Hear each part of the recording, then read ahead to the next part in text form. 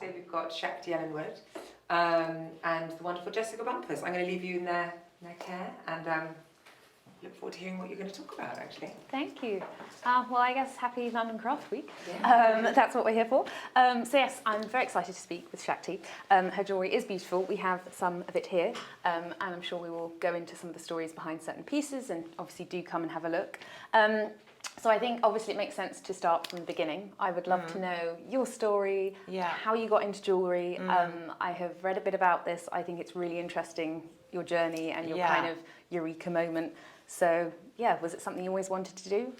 No, not at all. Actually, when I left school, I was kind of like funneled into office jobs, and I think I felt really like a fish out of water, but I wasn't sure why.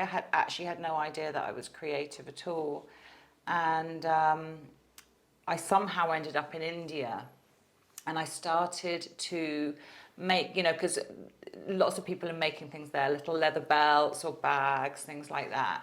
But I didn't really have that much direction. And then one day I got really, really sick in India, and I was staying in a guest house, but it was kind of like long term.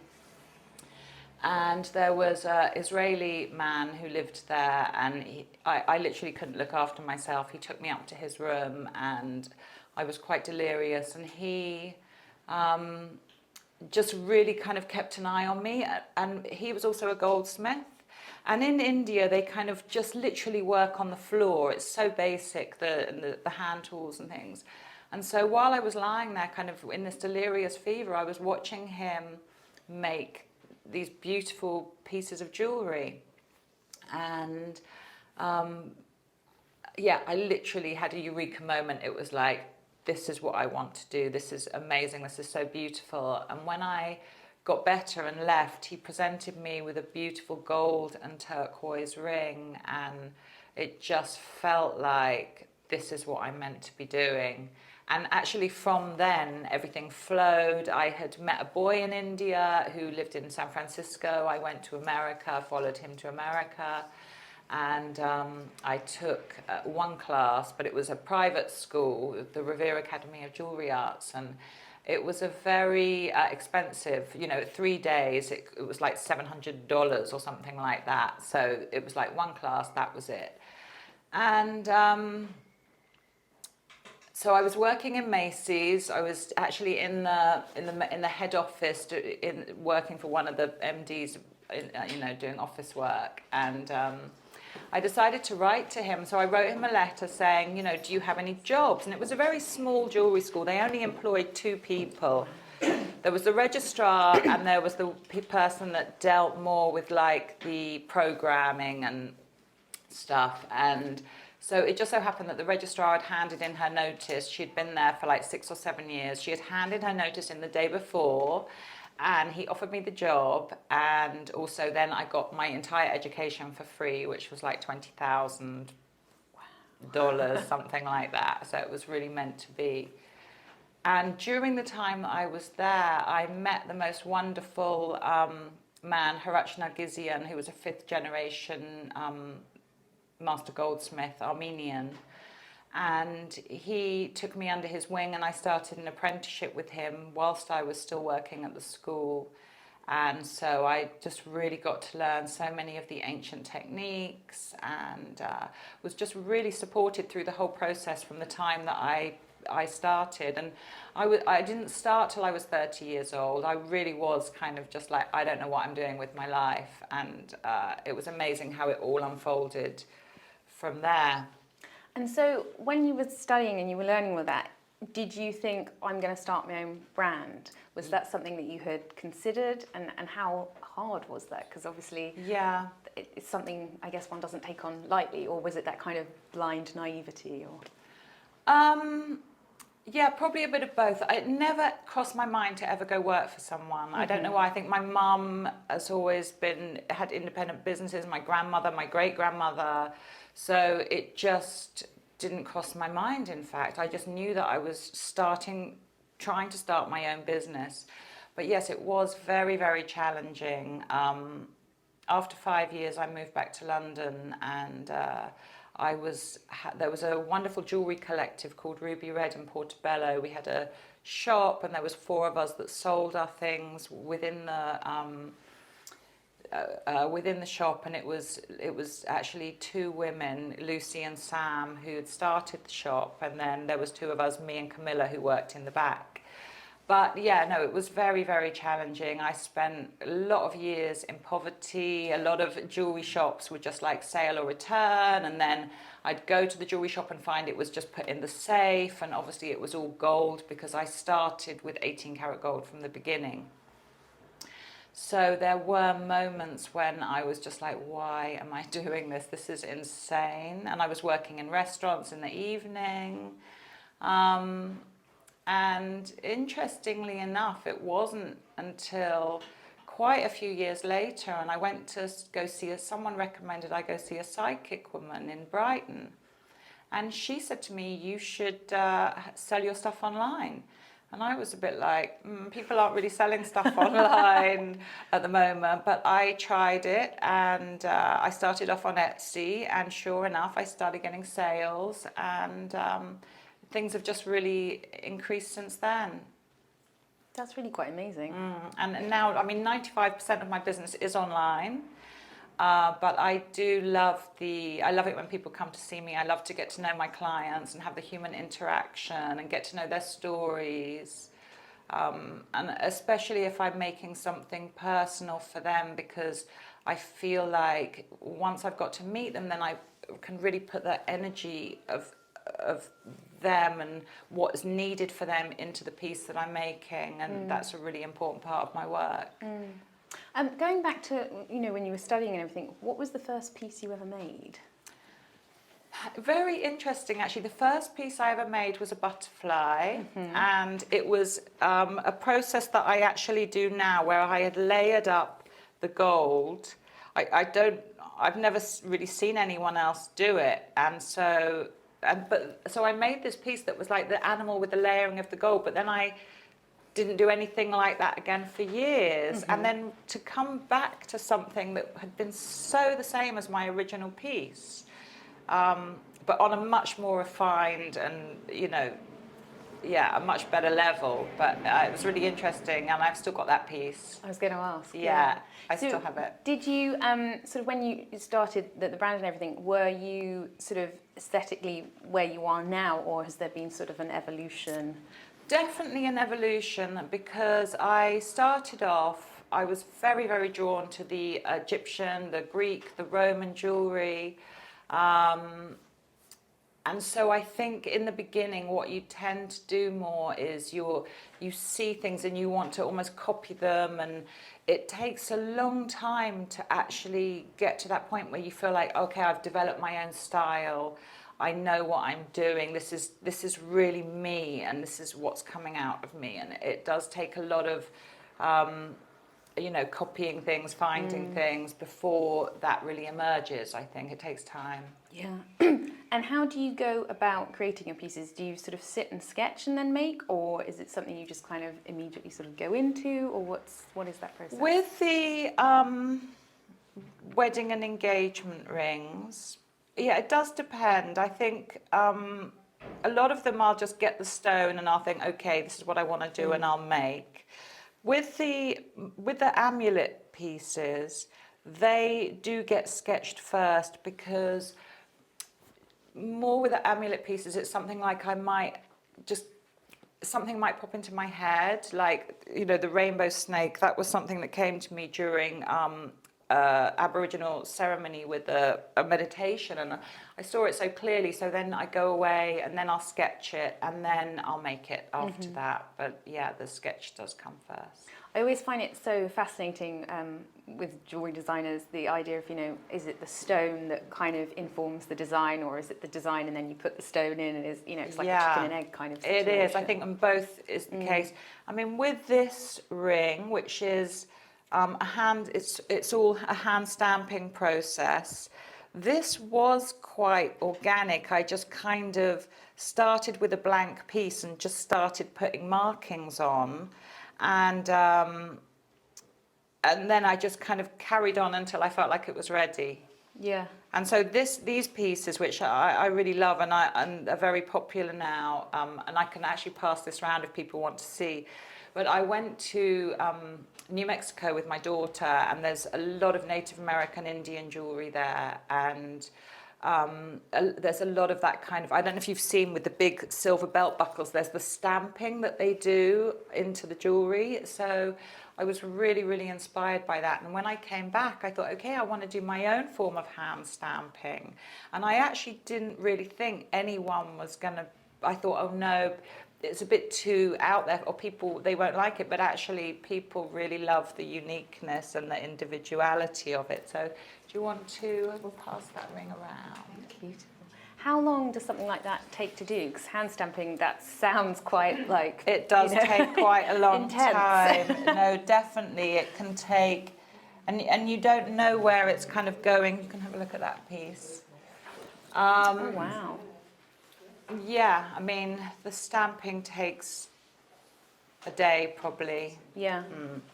In terms of a day, are you talking sort of like 8 hours a day consistently, or kind of like... Yeah, I do tend to. I think that I tend to kind of get really focused on something for about 20 minutes, but then I have to go off and do other things and come back. And yeah, I tend to can get distracted. And actually, I'm the kind of person that I'll be, oh, I'm doing something over here, and then I'll think, oh, I've got to go over there, and oh, yeah, what am I doing over here? And then what am I doing over there? And so it's a bit of a circular thing going on. Keeps it lively, though. It does, yeah. And this one, it's so delicate, like, because it's so small. So how, like, is that, presumably, I mean, are you doing this on that, or what's... Because obviously that one's thicker and the band. Yeah, no, that's directly on it. And actually, I'm going to try that pattern on the even thinner style, the 1.5, and just see how that materializes. But obviously, with the thicker one, you can do more of a pattern, you know, and it can be a bit more complex. Yeah.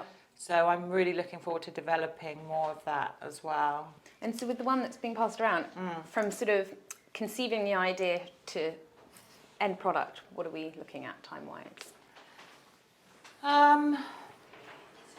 Well, it depends. It very much depends, because if you're including like sourcing the stone, also getting the refiner to make the gold for you, and then obviously the hallmarking. You know, I normally say to my clients, give me 2 months, because it can take that long from start to finish. Yeah.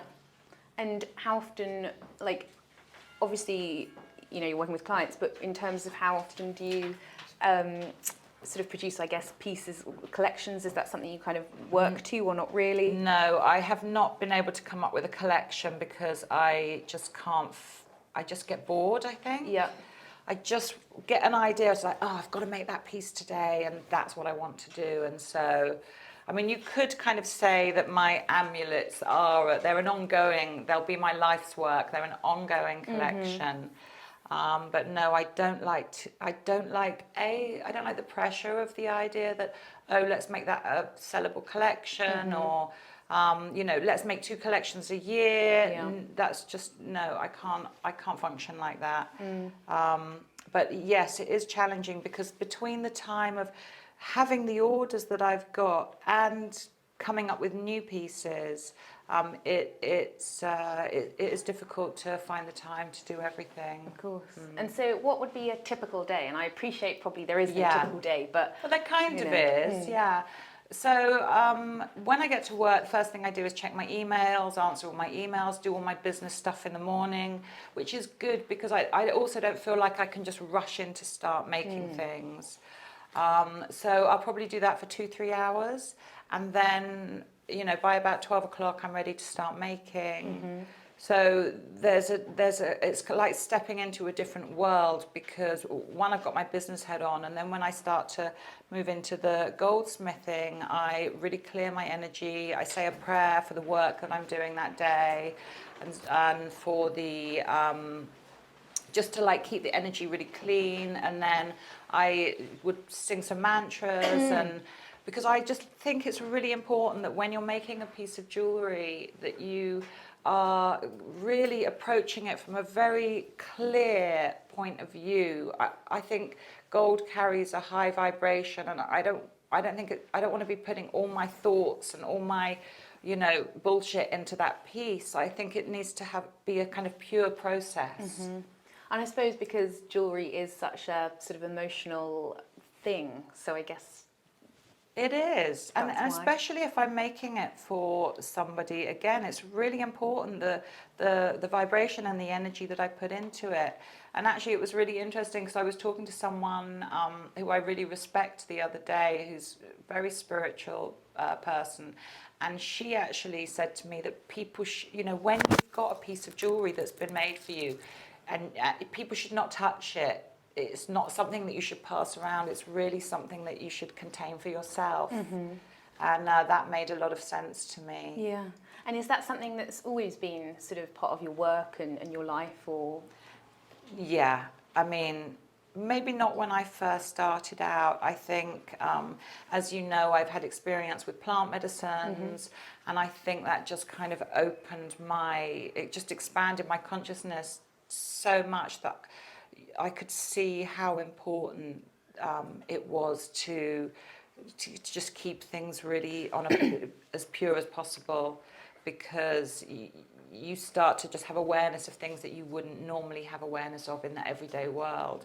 And you think that these things don't matter, but they do. I mean, it's been proved that we are just vibrating masses of energy, and I think there's been all those tests done with the water, that or the plants, if you speak to them in one way or speak to them in a different way, they crystallize differently. So it's actually a scientific fact. It's not just me being all like hippy dippy. It's true. And obviously also a key part of your work is, environment, ethics, craft. Yeah. How are these pieces created, and how are you sort of, considering all of those things? Yes, definitely. Ethics is really important to me. I'm the third, I think I was I'm the first artisanal goldsmith in the UK to get a B Corp. And I don't know if anyone here knows what B Corp is, but it's a very, very rigorous assessment of your business in all aspects of your business. And once you reach 80 points, according to their assessment, you can become certified B Corp. And I was very proud that I got like 113 points. So I've got the highest score in the UK. And it's really important to me. I think I've been a recycler for about 30 years. So doing the right thing is always important. And I did start off working with recycled gold. And then I went into a ceremony with a group of people from the Amazon called the Quins, and it was so clear to me that was not good enough, that I had to actually be impeccable in the gold that I bought, that I was really supporting people from Peru and from the Amazon, because for them, a lot of tribes people have ended up slaves for these illegal gold miners, and again, it comes back to that feeling, do you want gold that has caused murder and rape and just the most horrible human injustices in the world? And the answer is no, you don't. And kind of goes back to that, talking about the energy and putting into the pieces. And it does. The energy of like gold mining is worse than probably cocaine industry. It's really terrible when you start looking into it. And so, that the ethics is really important to me. When because I had such a passion for goldsmithing, when I first found out how unethical it was, I was really shocked. But I felt like I don't want to give up, because this is my thing. What am I going to do? So it's really important to me, and I think it's a wonderful thing to work with the fair trade gold. It's really giving hope to these small scale miners. They're not being exploited anymore. They get an extra 10% premium on top of the price of the gold to build schools and build wells for fresh water. So there's a lot more hope for them than there ever was, because it's a really tough industry to be in, often very, very barren landscapes and hard. It's a hard life. And you've mentioned various of your trips and your travels that have clearly sort of informed what you're doing. Have you are there any kind of highlights or experiences that particularly stand out? I know you've mentioned a couple, but that you feel have really kind of provided significant direction.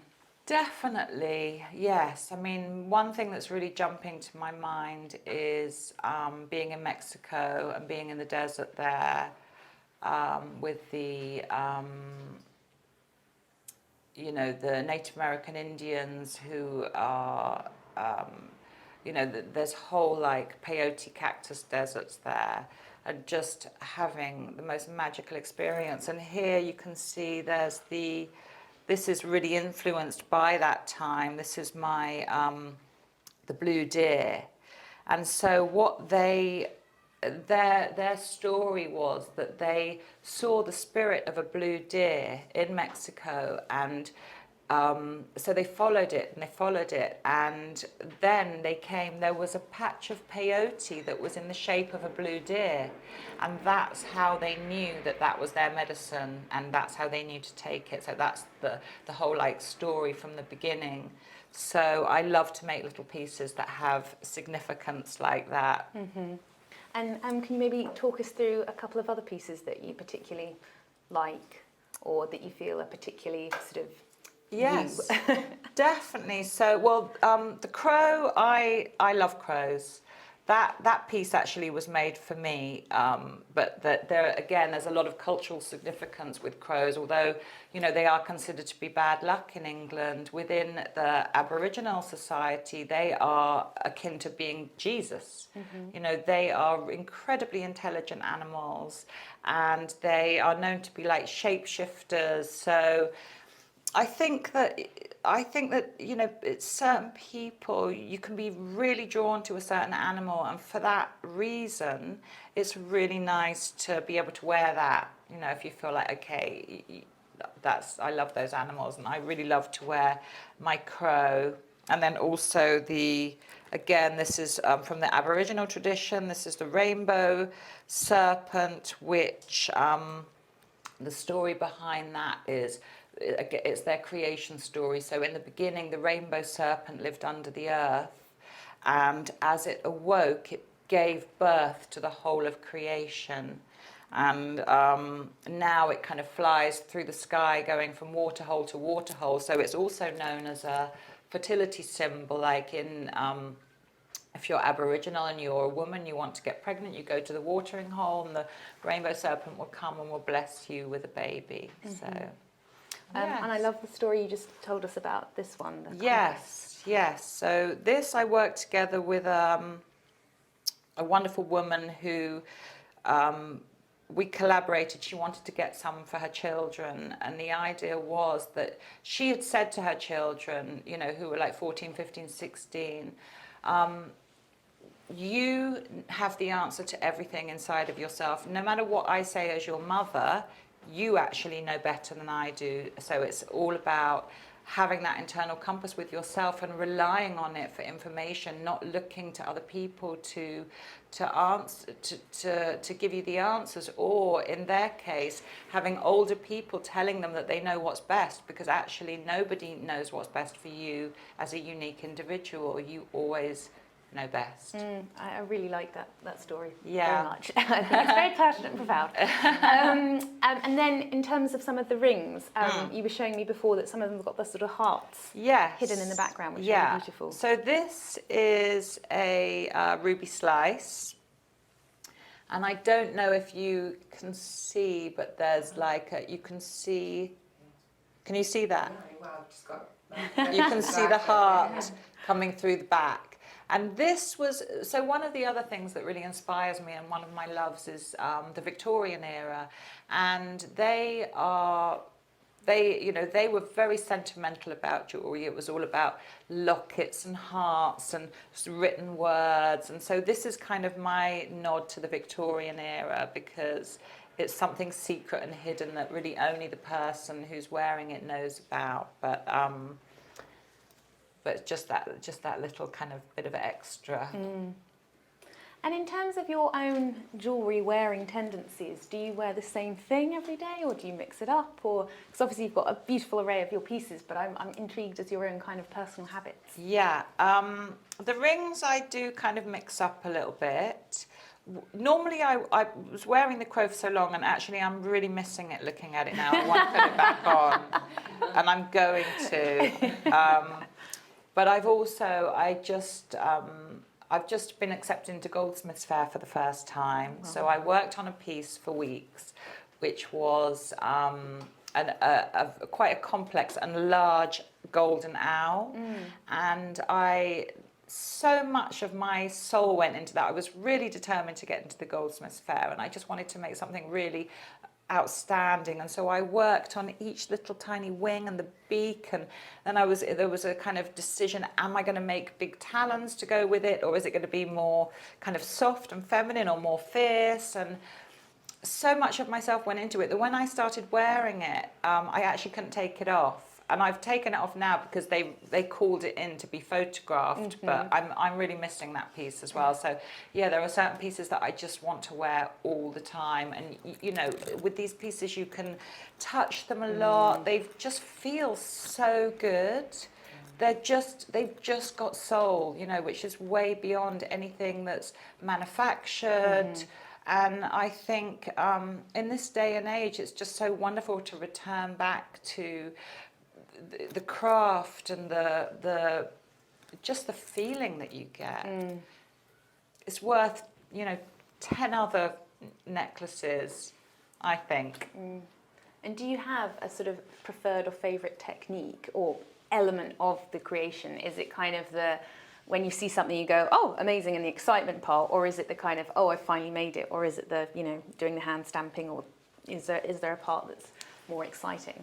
Yeah, I love it when I make the first animal because, like I say, so much goes into it, and it takes so much time. You know, if you imagine just making a tiny gold beak, I'm trying to file it, my fingers are getting filed off, it's painful.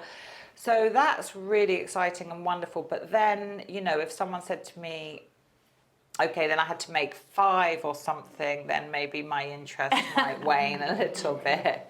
But your hands look very good for jewellery hands. They're perfect. These are my tools. Yeah. Yeah, I see them like that. I did have a question which has gone out of my head, but I will ask this on instead.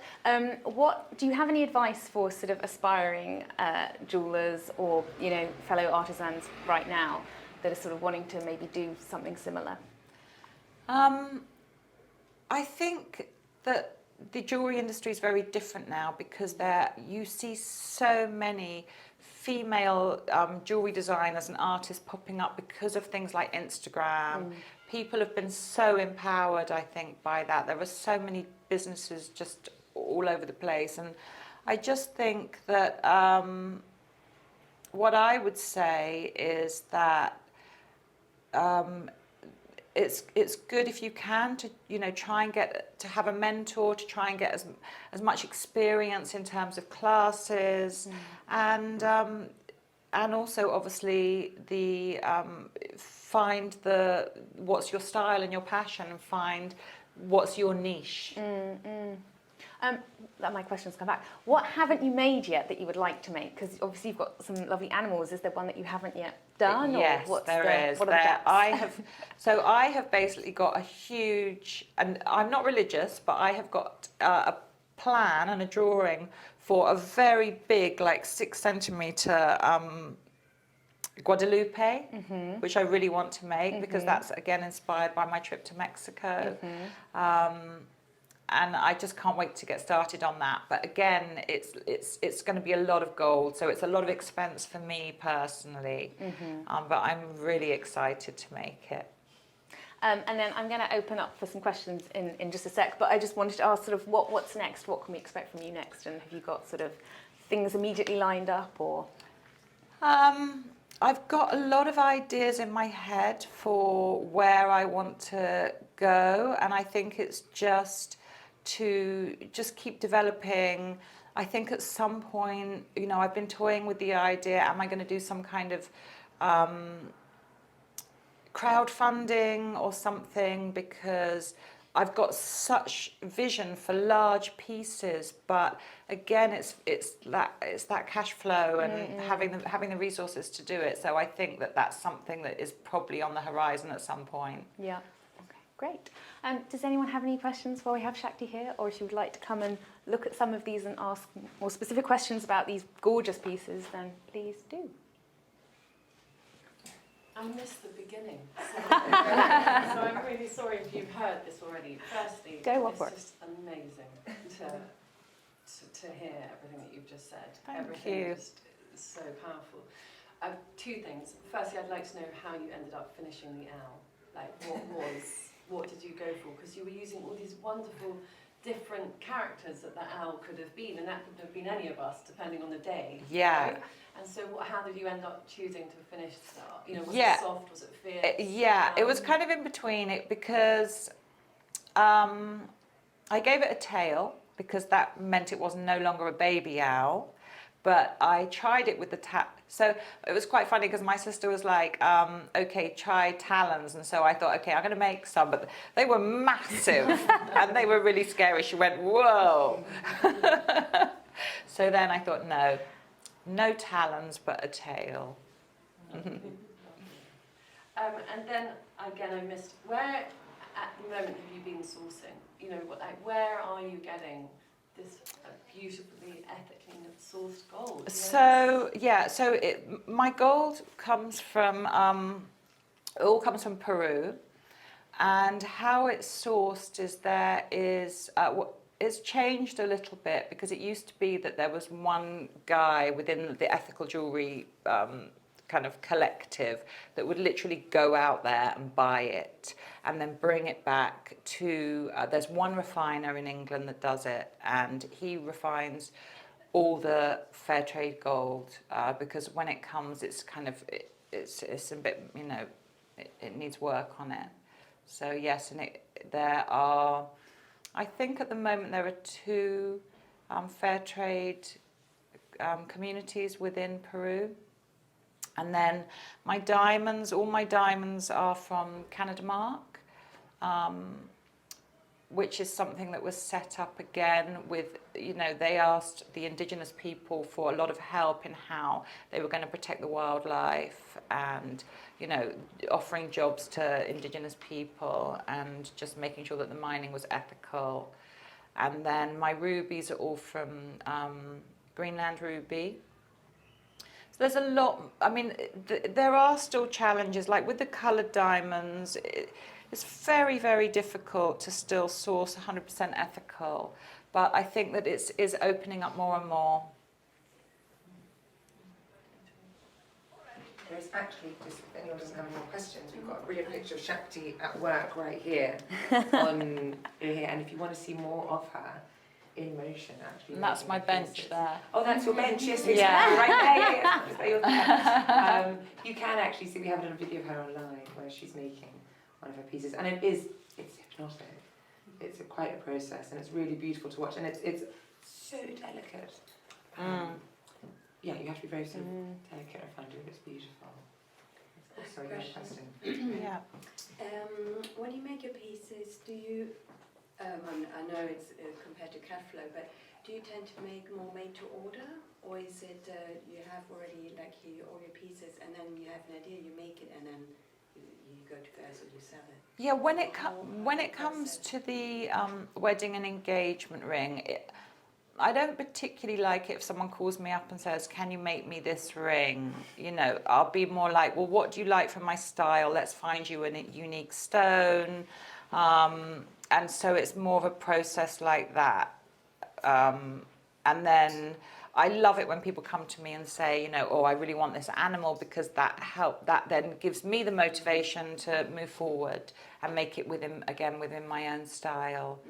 So I feel like you sound like you've got your own fable book coming on. yeah, I feel like your that. Stories are just so, you know, for all ages. You know, I'd love to be reading my children about the designs and how you got there with this beautiful story. And if you came to my studio, you'd get the whole experience as well, because it's like dark purple, and there are crow feathers that I found a crow that had just suddenly died, and so I actually cut the wings off, put them in polenta for 6 weeks, made my own crow wings, and there are all kinds of strange, it's like a bit like a jewellery apothecary going on in there. That's a great description. It's really fun to come, yeah, people are like, wow. And Where is your studio? it's in Devon at the moment, but I am actually going to be coming to London at the end of August. I'm moving here, so which is, again, it's another step forward in my evolution of my business. Because I think I was a bit of a late bloomer. I mean, I didn't start to make jewellery till I was 30. I'm 54 now, and I feel like I'm just getting started. And my mum's 82, she still has her own fashion business. Oh, wow. So I think I'm probably going to be following in those footsteps. Any other questions? No? I actually do just have one more. Yeah. As a creative, I'm interested to know how the pandemic affected you in terms of, did it make you more creative, less creative? What was it? I just basically carried on as normal. I mean, luckily, because I had my own by appointment space, I could still go to work, and I live just 2 minutes from my shop at the moment. So I just went to work every day. It wasn't actually till after the pandemic that I was like, I think I should have taken some time off. Amazing. Okay, ask away if you do, and if not, thank you very much, Shakti. And It's thank really you so brilliant much to for hear from coming. you.